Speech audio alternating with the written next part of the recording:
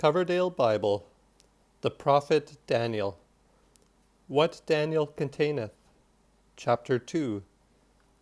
Daniel expoundeth the king's dream. The second chapter. In the 2nd year of the reign of Nebuchadnezzar, had Nebuchadnezzar a dream, where through his spirit was vexed, and his sleep brake from him. Then the king commanded to call together all the soothsayers, charmers, witches, and Chaldees, for to show the king his dream. So they came, and stood before the king.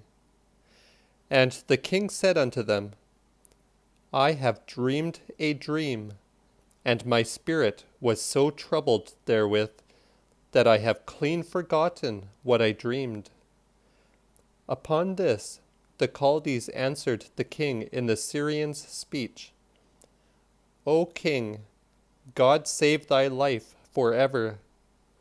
Show thy servants the dream, and we shall show thee what it meaneth. The king gave the Chaldees their answer, and said, It is gone from me. If ye will not make me understand the dream with the interpretation thereof, ye shall die, and your houses shall be prized. But if ye tell me the dream and the meaning thereof, ye shall have of me gifts, rewards, and great honor.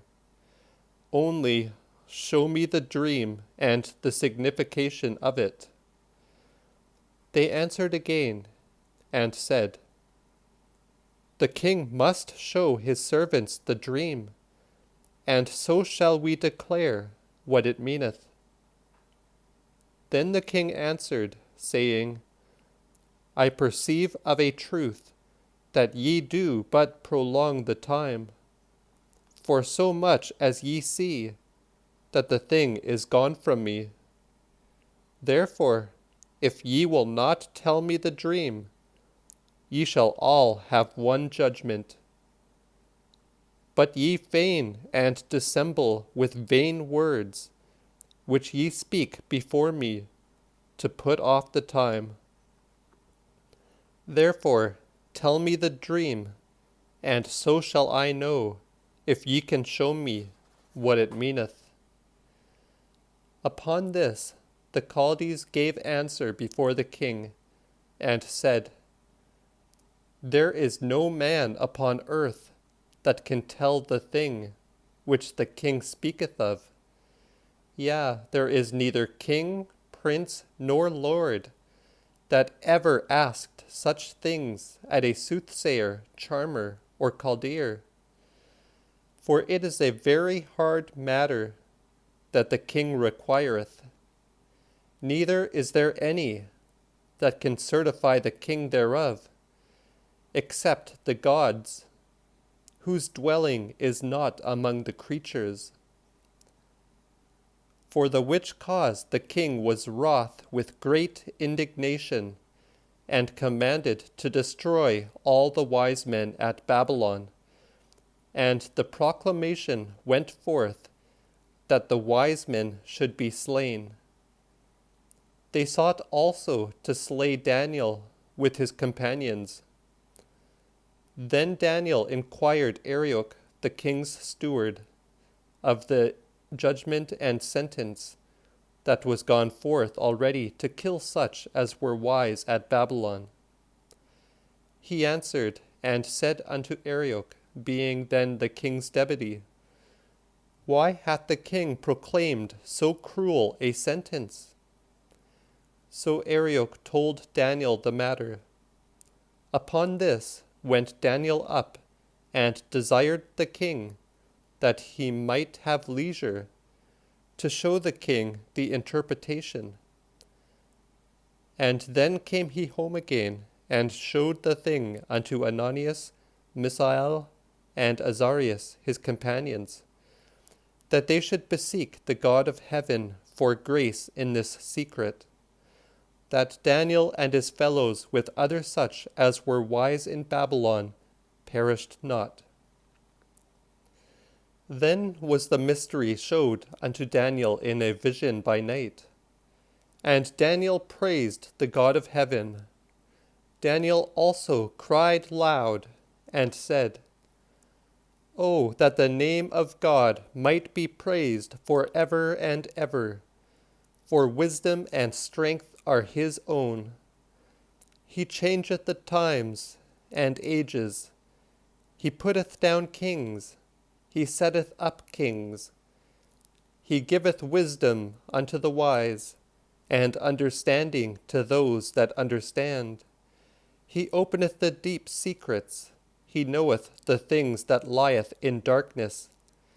For the light dwelleth with him. I thank thee, and praise thee, O thou God of my fathers, that thou hast lent me wisdom and strength, and hast showed me the thing that we desired of thee, for thou hast opened the king's matter unto me. Upon this went Daniel in unto Arioch, whom the king had ordained to destroy the wise at Babylon. He went unto him, and said, Destroy not such as are wise in Babylon, but bring me in unto the king, and I shall show the king the interpretation. Then Arioch brought Daniel into the king in all the haste, and said unto him, I have found a man among the prisoners of Judah that shall show the king the interpretation. Then answered the king, and said unto Daniel, whose name was Balthasar, Art thou he that canst show me the dream, which I have seen, and the interpretation thereof?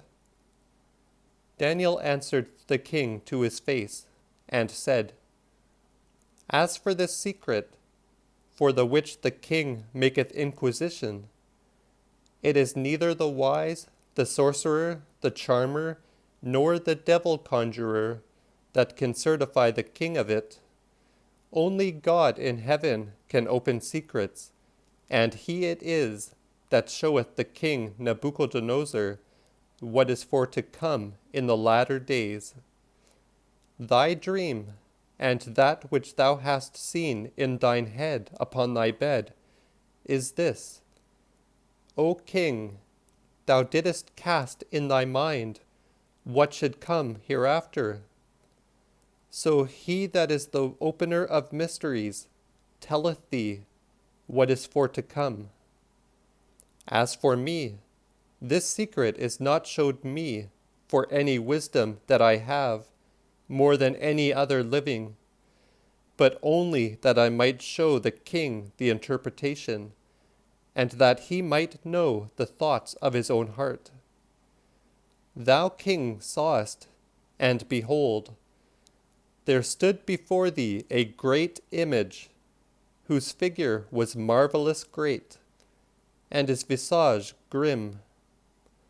The image head was of fine gold, his breast and arms of silver, his body and loins were of copper, his legs were of iron, his feet were part of iron and part of earth.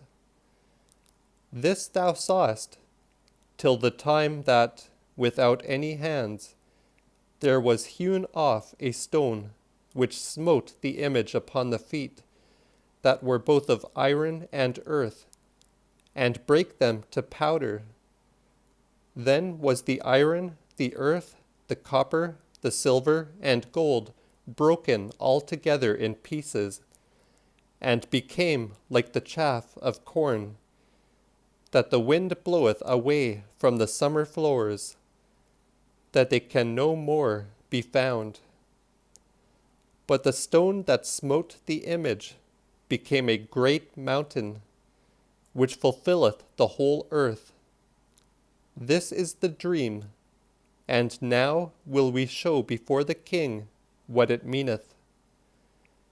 O king, thou art a king of kings, for the God of heaven hath given thee a kingdom, riches, strength, and majesty, and hath delivered thee all things that are among the children of men, the beasts of the field, and the fowls under the heaven, and given thee dominion over them all.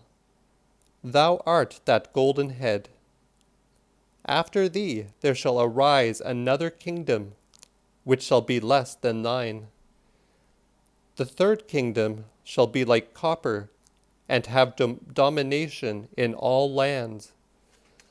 The fourth kingdom shall be as strong as iron, for like as iron bruiseth and breaketh all things, yea, even as iron beateth everything down, so shall it beat down and destroy. Whereas thou sawest the feet and toes, part of earth and part of iron, that is a divided kingdom, which nevertheless shall have some of the iron ground mixed with it, for so much as thou hast seen the iron mixed with the clay. The toes of the feet that were part of iron and part of clay signifieth that it shall be a kingdom partly strong and partly weak. And whereas thou sawest iron mixed with clay, they shall mingle themselves with the seed of simple people, and yet not continue one with another, like as iron will not be soldered with a potsherd. In the days of these kings shall the God of heaven set up an everlasting kingdom which shall not perish, and his kingdom shall not be given over to another people. Yea, the same shall break and destroy all these kingdoms, but it shall endure forever.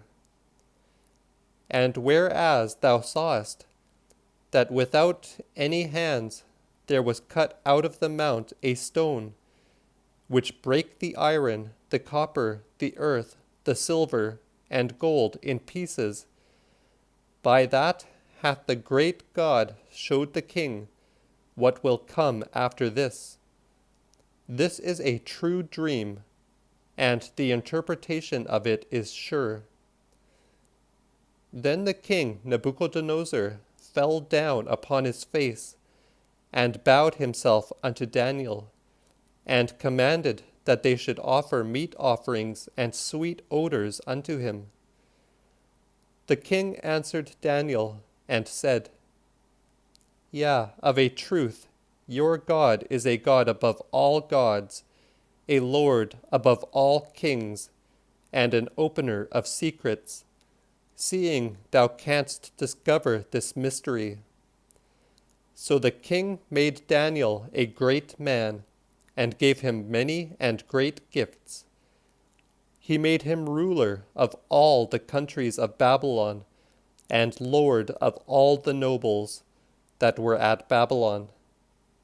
Now Daniel entreated the king for Shadrach, Meshach, and Abednego, so that he made them rulers over all the offices in the land of Babylon. But Daniel himself remained still in the court by the king.